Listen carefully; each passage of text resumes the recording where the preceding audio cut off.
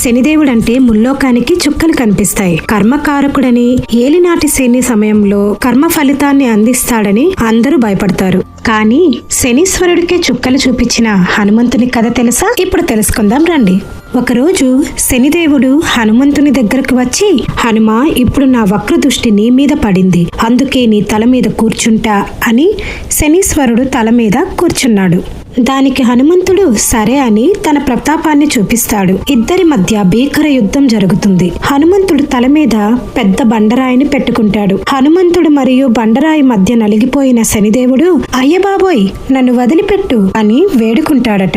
దానికి హనుమంతుడు, నీవు ఎన్నడూ నా జోలికి, నా భక్తుల జోలికి వెళ్ళకూడదని షరతు పెడతాడు. దానికి శనిదేవుడు, ఎవరు అయితే ఏలనాటి శని, అర్ధాష్టమ శని సమయంలో నీ గుడికి నీకు పూజలు చేస్తారో వారిపై నా వక్రదృష్టి పడదు అని అభయం ఇస్తాడు. అందుకే ఈ శని వక్రదృష్టి సమయంలో హనుమంతుని దేవాలయాలు తిరిగితే ఉపశమనం కలుగుతుందని ఆయన భక్తులు నమ్ముతారు.